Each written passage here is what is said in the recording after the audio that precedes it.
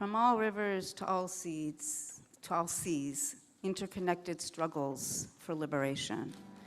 On Rosh Hashanah, we focus significantly on the genocide and horrors unfolding in Palestine, and rightly so. After all, these atrocities are being carried out by Jews, and in the name of Jews and Judaism. At the same time, it's crucial that we hold a wide-angle view. All struggles for liberation, past and present, are deeply interconnected. Struggles against colonialism, slavery, patriarchy, racism, transphobia, and more. As Audre Lorde reminds us, you do not have to be me in order to fight alongside each other. I do not have to be you to recognize that our wars are the same. And these interconnected wars are not abstract. They're happening all around us. The genocide in Gaza, the sweeping of unhoused people in Oakland and Berkeley, the expansion of private prisons and so-called detention centers. Let's be real, they're concentration camps. ICE kidnappings, attacks on trans rights, military on our streets, and the suppression of free speech.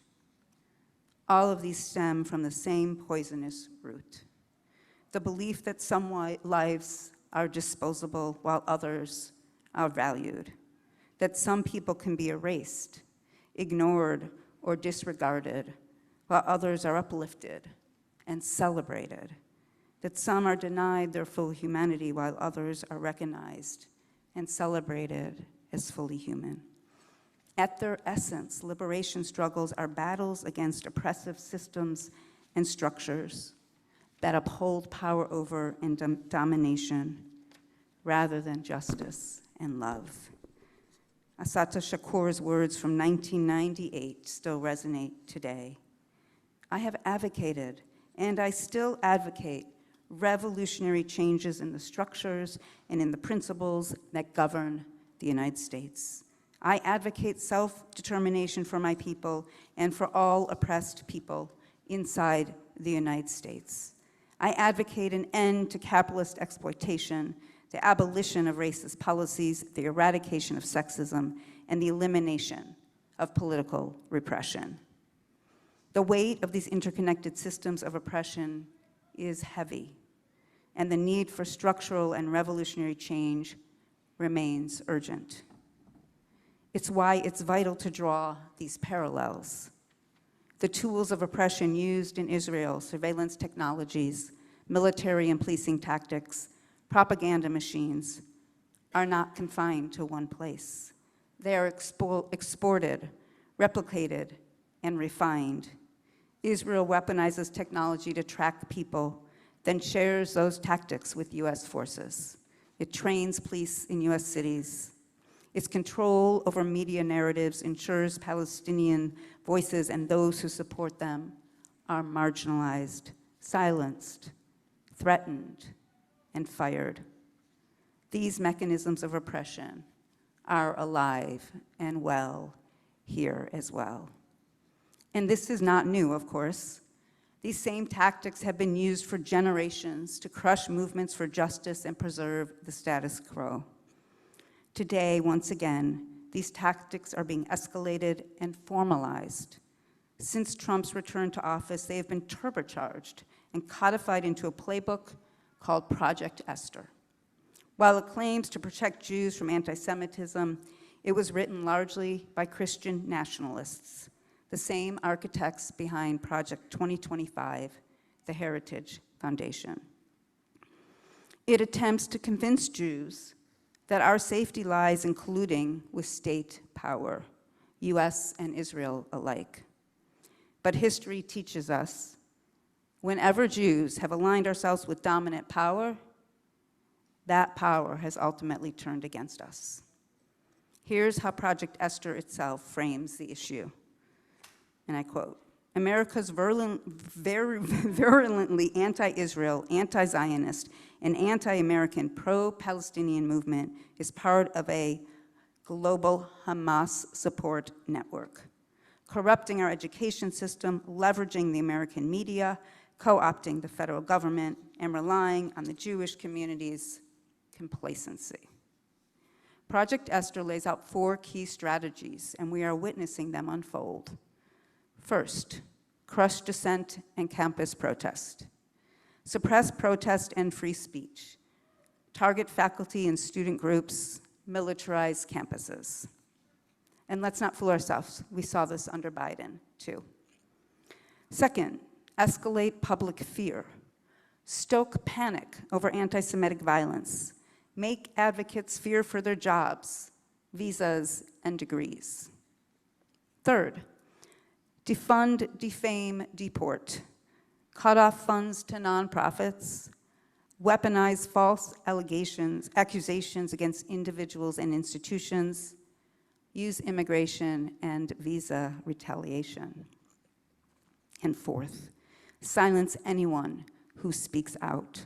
Censor pro-Palestine posts, punish and criminalize advocacy, dox, smear, and intimidate academics and others. Barry Trachtenberg, the Rubin Presidential Chair of Jewish History at Wake Forest, puts it plainly. The architects of Project Esther aren't interested in fighting anti-Semitism. They're building a machine to crush dissent by any means necessary. Project Esther's strategy to crush the Palestinian solidarity movement is their blueprint for how to crack down on other movements. First, they came for Palestinian activists. Now they're coming for the rest of us. We're already seeing this play out. The US Supreme Court recently green-lighted ICE snatching Black and brown people off the streets without reasonable suspicion. National Guard deployments targeting cities with large Black and brown populations. The authoritarianism honed in Israel is coming home to the United States. And now Trump is weaponizing a recent tragedy, the murder of Charlie Kirk, to consolidate power through fear. While the crime itself was heinous, Trump and his allies are using it to stoke a dangerous us versus them narrative, painting the, quote, radical left and Antifa as enemies to be eradicated. But let's remember, Charlie Kirk himself created a 1,200-person professor watch list designed to intimidate educators.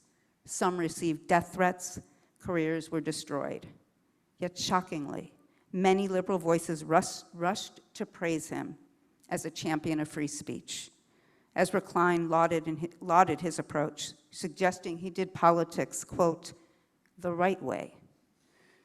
Governor Newsom, who's being applauded for his creative tweets attacking Trump, called for honoring Kirk's spirited discourse. This is exactly what Trump and his allies want, to blur the line between those who defend justice and those willing to surrender it, to weaken our resistance by dividing us. But we must see the connections clearly. We must refuse to pit one struggle against another.